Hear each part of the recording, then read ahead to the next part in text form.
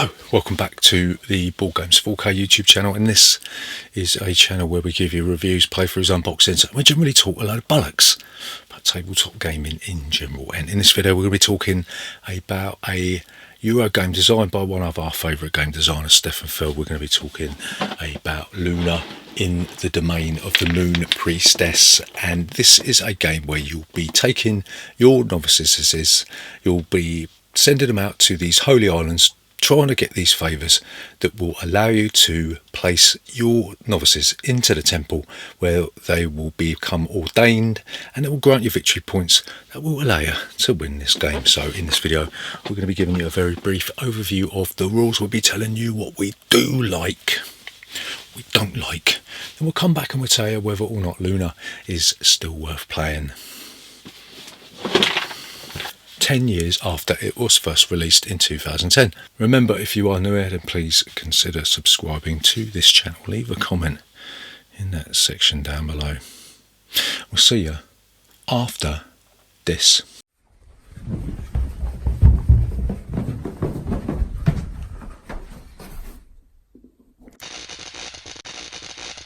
Boardgames 4K. So, Luna, how'd you play this game? So what you're going to do, you're going to set up the temple board in the centre of the table, and around that you're going to place some of these holy island tiles. And you're going to be putting different favour tiles on the selected holy islands that are around the board, right? Each of you is going to take a certain number of novices, and you've got the option of a prepared setup where the rulebook tells you where to place your initial setup, or you can do it yourself and choose where you want to put them. So once you've done that, everyone's going to take 5 influence points, and that is essentially victory points. The person with the most victory points or influence points at the end of the game is going to win Luna, right? So in this game you're going to be taking a number of actions. There's 14 actions that you can take. Sounds like a lot, but a lot of them are very, very simple. You're going to be taking an action, and then going around clockwise, everyone's going to take one action until the timer, which is a few candle tokens, runs out, and then you'll do 6 rounds of that, and you'll do a bit of endgame scoring, right? So the actions are divided into certain categories. You've got the isle actions, you've got the movement actions, you've got the temple actions, and then you've got other actions, right? So we're going to go run through some of the actions that you can do in this game. So you've got the priest's favour, and what this will allow you to do, you'll be able to take 2 novices, or if you've got a shrine built on that holy island, you'll be able to take them off the tile and put them to the side, and then take a favour tile that's on that island. And there's 2 different statuses that novices can be in. They can be active, which means they're on the holy island tile, or they are inactive, in which case they are off the holy island tile, right? So you can take the recruit action. This is a way of having babies, right? 2 novices will be made inactive, in which case you take them off the tile, and then you'll add one of the novices from your supply to the inactive novices that are off the tile. So you've got the shrine action, and what you have to do, on one of the tiles you've got a master builder token, and he'll be moving 4 spaces clockwise every round. If you've taken a shrine favour token from the relevant holy isle space, you can spend that and build a shrine on the space where the master builder is, and you'll have to give up 2 novices to take this action, or if you've got a shrine you're going to be giving up 1. Shrines give you 4 victory points at the end of the game, and they do contribute to a bit of end of round scoring, which we'll talk about a bit. So you've got the herb action, and what you'll do, you'll trade in a herb favour token, and this will allow you to reactivate up to 2 novices, so you can use them again on that turn. So you've got a load of movement actions that you can do. You've got the journey action, and what this allows you to do is you can take 2 active novices and you can move them to any of the islands, but they have to be made inactive. So the tide movement action allows you to spend a tide favour, and what this allows you to do is that you can move active or inactive novices to any other island, and they will have to become inactive, and you can take them from the landing stage on the temple isle, right? And we'll talk about that in a bit, don't worry about it. So you've got the sailboat action. What you'll do here, you will trade in a sailboat token, and then you'll be able to take 1 or 2 active novices and move them to another tile and keep their active status. So you've got the temple actions. This is probably the most complicated part of the game, you know. This will cost you 2 novices unless you've got a shrine on one of the tiles, and what you'll do, you'll take one of your novices, one of them will be made inactive, and you'll take the other one and you'll place it on a tile in a temple that matches the favour token from the isle that you have taken them from, right? And in the temple you've got a guard, and if you look at the guard, he's standing on a token that will give you victory points, right? Ordinarily you can only place your novice on a tile that is from the beginning of the path to where the guard is, but you can also use a bribery token to place a novice on a tile that is between the guard and the next scoring tile, right? So the next action you could do in a temple is sanctification. This is where you can take your novice from one of the tiles and you can place it in the centre of the temple. What you do, you look at the number on the tile on the path and then you'll place it on the respective tile, right? So this is where displacement can come about. So what you'll do, you'll look at any of the tiles that are adjacent to the tile you just placed, and if the value of the tile that you put down is more than any of the unprotected tiles that are around you, and what we mean by unprotected is that the novice isn't sat on a book of wisdom, then they will be displaced to the landing strip that's on the side of the temple board. So the next action you could do is the book action, and what you'll do, you'll trade in a book token and you'll be able to take a book of wisdom from one of your opponents and place it underneath one of your novices, and this will protect them from displacement, about like we just talked about in the previous point. So then you've got the council of priest action. This is quite simple. You'll make inactive a certain number of novices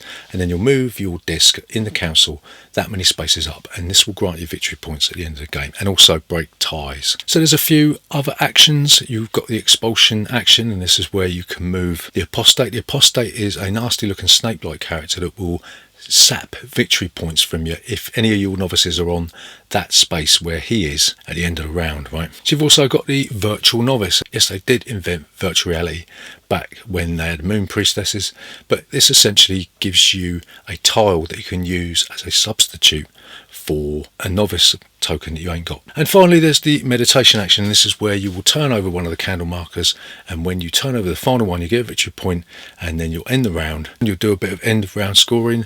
You'll see where the moon priestess standee is. The player with the most active novices and shrines in that space will get the higher number of victory points, and then the player with the second most will get the second most number of victory points, blah blah blah. For every novice in the temple you will get 1 victory point, and if you're on the space where the apostate is, you'll lose victory points for every active or inactive novice that's on that tile +1. So you will keep doing this. You will keep getting favour tokens, putting people into the temple and all that sort of stuff. You'll do it over 6 rounds. At the end of the 6th round, you'll do it with endgame score, and you'll score 4 points for some tribes. You'll get 1 point for every favour token that you've got in front of you, blah blah blah blah blah. But the player with the most influence points at the end of that round will be the winner of Luna. So what do we like about Luna? So the first thing that we really like about this game is the way that it makes your brain ache. It's one of them Feldian monsters that gets you to focus on different things all the time. You know, you're concentrating on getting those tokens, you're concentrating where that apostate is, you're concentrating on who's going to be putting their novices in the temple next to you, and when you're going to be displaced, when can you get that book to stop them from doing it. There's so many things you've got to pay attention to, and you can't do it all at once, and that is the best thing about these types of Euro games, is that your brain is in 7,000 different places at once. So the second thing that we really like about Luna is that there is a healthy dose of take that in this game, and I'm not talking about the boy band or the old man band as it stands at the moment, but this differs from a lot of other Feld games where it's sort of solitaire multiplayer a lot of the time, you know, but this one, there's so many opportunities to stitch up your opponent. You can stick the apostate in front of them, and then it's up to them to get rid of him, or you can displace your opponents from the temple and stop them from getting victory points. You've got to remember, the faster you load up the temple with your novices, the more points you're going to get, and they're going to score you points every round. So you've constantly got to be aware about what your opponents are going to do to stitch you up, but also you've got to constantly try and stitch them up, and they're going to be constantly looking at you thinking, are they going to do something to me? And we love that about this game. We love the backstabbing and stitch up nature of Luna. So the third thing that we really like about Luna is the temple mechanics are so bloody fluid. It makes me want to have a wee all the time. You have to plan ahead. That's one of the things about this game. You have to be thinking so far ahead. Plan when you're going to strike, where you're going to place your novices on the path. You've also got to be aware that the longer you leave it, the less points you're going to get, because the guard gives you less points the longer you leave it. But the earlier that you put your dudes in the temple, the more likely they are going to get attacked by other novices coming in and going to be displaced, right? Because the early tiles are low value and the later tiles are high value. So you've got that wonderful tussle again. Do you go for the high victory points and end up with all your blokes on the landing strip, or do you wait, get loads of people in the temple but not get that many points yet, and stitch up your opponents by kicking them out? Oh, love it. So what don't we like about Luna?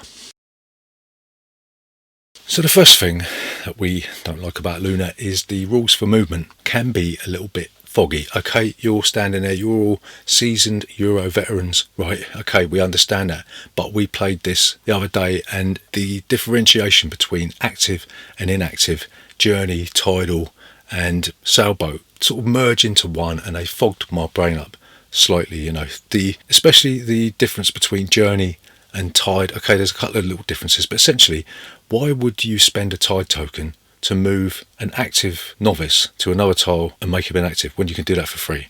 I don't know why that's in there. That confused me a little bit. But yeah, the difference between active and inactive takes a little bit of getting used to. So the second thing that we don't like about Luna is that the theme isn't based on anything. I don't think this is like based on any kind of like lore or, you know, historical tome or something like that. I think it's just made up. In that sense, it's very difficult to sort of get involved in the theme, to feel like you have got some sort of value in the theme. I mean, this sort of thing works when you're talking about games like Gloomhaven, because you can get immersed in the living, breathing universe that game offers. You know, that game offers this massive campaign and you can get involved in it. When you're talking about a Euro game that isn't kind of based on anything, then it's sort of a little bit lackluster. It's one of the things that disappointed us about Terra Mystica, is the fact that it's got a theme there, isn't it? But it's abstract, and it would have been better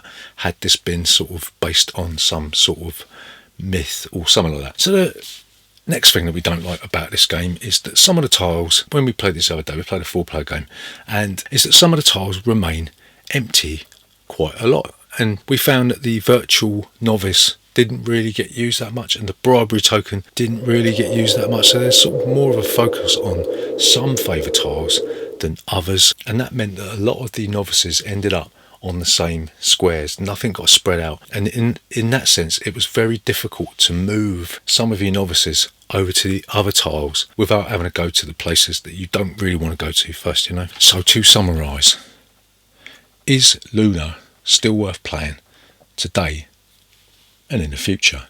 So we are going to say yes, we really do enjoy this game. It offers a different Feldian experience. We like to call this Munchkin Feld because of the take that element of this game. It gives you a very, very well-deserved rest from the point salad mechanism that Feld has been pumping out for years and years and years. But there's enough here to tie your brain in knots, which is what you're looking for when you're going to take a Feld off the shelf, right? It's not as good as his other two classic games that we love so much, like Trajan and Castles of Burgundy. But like we said, there's enough here to satisfy any Euro enthusiast, and we really do recommend Luna. We're going to give Luna 4 out of 5. The fact that the theme is lacking, like most Feld's games, but this theme isn't anchored down in anything, it's made up. And the fact that we struggle with some of the very basic rules, I don't know, it led to a little bit of a frustration in the experience when we first played this. But that's Luna. Remember, if you're new here, please consider subscribing to this channel. Leave a comment in that section down below. And we'll see you next time.